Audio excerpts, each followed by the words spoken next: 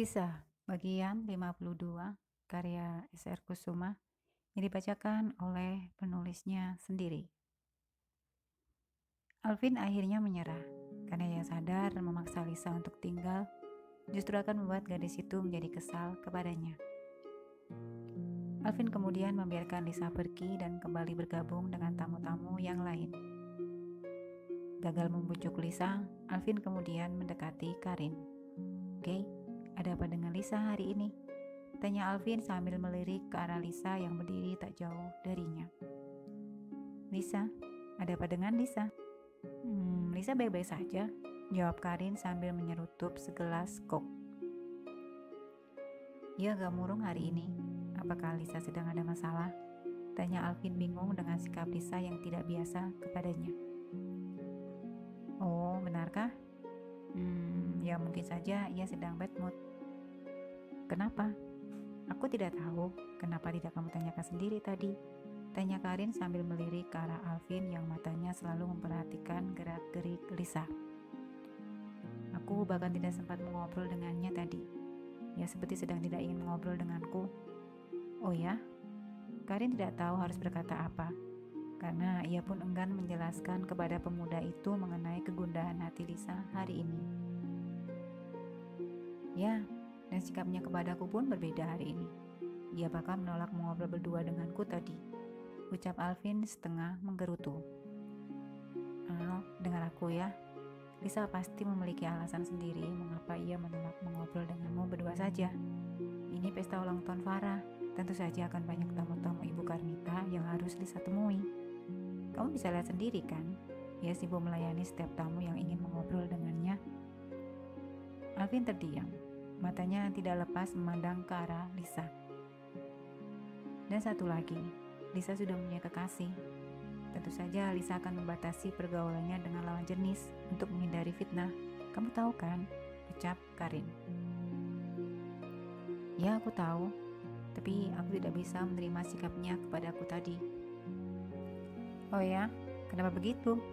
"Dengar, Al. Tidak semua apa yang kamu inginkan, khususnya dari Lisa, bisa kamu dapatkan. Cobalah mengerti, Lisa tidak lagi sendiri saat ini. Ia sudah punya Saga." Alvin mendengus kesal mendengar Karin menyebut nama Saga. "Apakah pacar Lisa membatasi pergaulan Lisa?" tanya Alvin dengan muka ditekuk. "Saga maksudmu?" "Aku rasa tidak. Mereka saling mencintai satu sama lain, dan cinta mereka sangatlah kuat.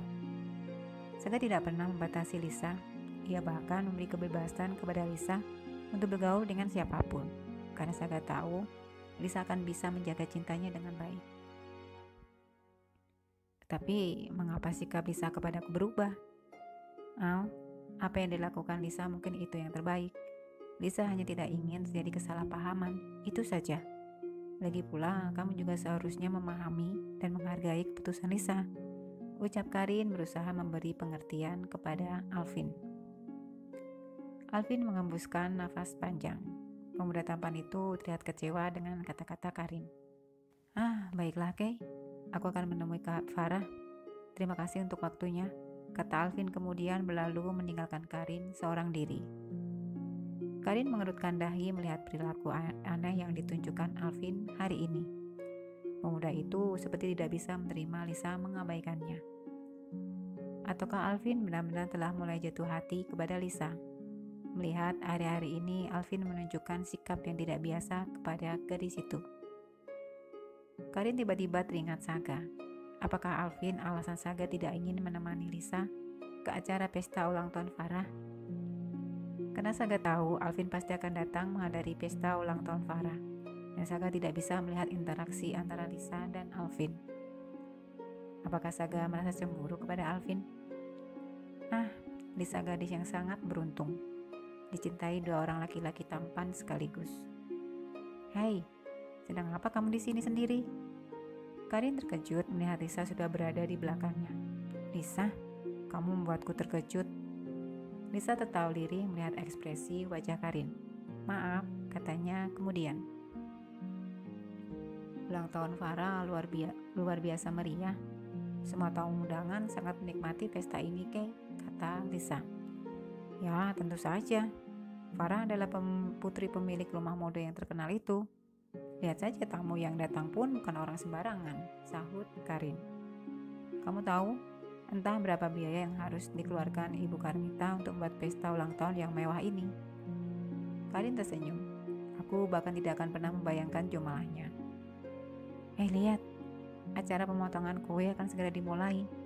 Tebak, siapa yang akan mendapat potongan kue spesial dari Farah? Lisa terlihat antusias mengetahui putri pemilik rumah mode itu akan segera memotong kue ulang tahunnya. Ya, kita lihat saja nanti. Lisa dan Karin tidak ingin melewatkan momen yang ditunggu-tunggu itu. Seluruh tamu undangan berkumpul dan menantikan acara pemotongan kue ultah Sarah. Farah telah bersiap memotong kuenya dan potongan pertama ia berikan kepada kedua orang tuanya. Dan kemudian lanjut potongan yang kedua, dan yang mengejutkan Farah memberikan potongan kuenya kepada Alvin yang berdiri tidak jauh darinya. Tepuk tangan dan sorak-sorai pun bergema saat keduanya saling bertatapan mata. Karin sempat melirik ke arah Lisa saat Farah memberikan potongan kedua ulang tahunnya kepada Alvin. Ekspresi Lisa biasa saja. Bahkan ia terlihat senang melihat Alvin mendapatkan potongan kue spesial dari Farah yang tentu saja membuat sebagian dari para tamu terperangah. Bagi sebagian sahabat dan kerabat dekat Farah yang datang ke pesta ulang tahunnya pastilah sudah mengetahui Farah telah mempunyai kekasih hati. Hanya saja kekasih Farah yang seorang dokter itu tidak terlihat menghadiri pesta ulang tahunnya. Dan menurut kabar yang berhembus, mereka sudah putus beberapa hari sebelum ulang tahun Farah. Dan Farah memberikan potongan kue spesial itu kepada Alvin seolah mengisyaratkan ada hubungan yang tidak biasa di antara mereka. Tak pula lagi, semua itu menimbulkan gosip baru di kalangan karyawan rumah mode.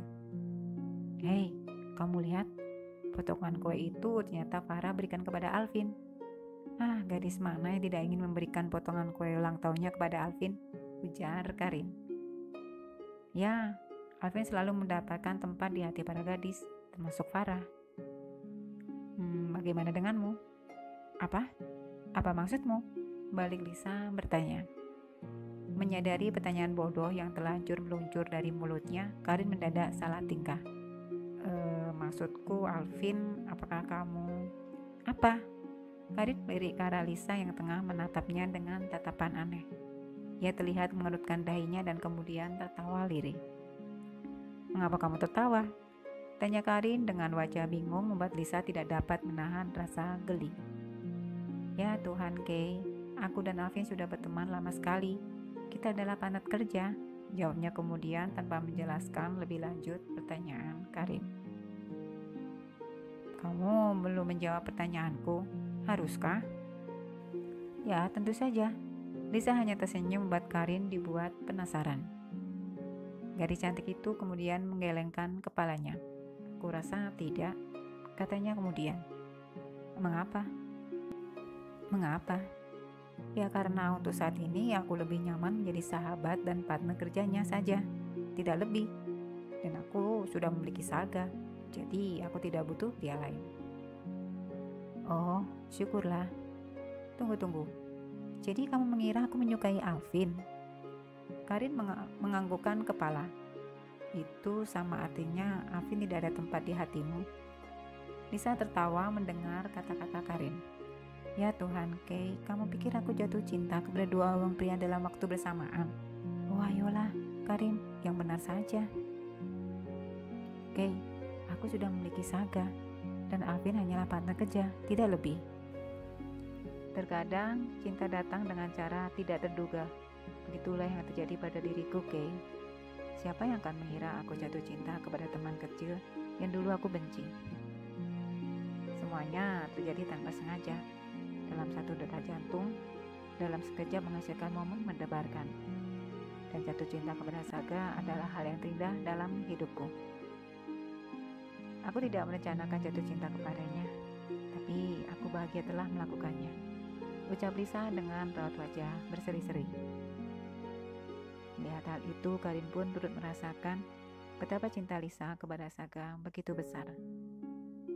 Terselip harapan di setiap kata-kata yang meluncur dari bibir gadis cantik itu. Hubungannya dengan Saga memang sedang tidak baik-baik saja saat ini. Rintangan pasti akan silih berganti. Namun itu bukan masalah jika baik Lisa maupun Saga telah memantapkan hati. Bersambung, selamat baca, terima kasih.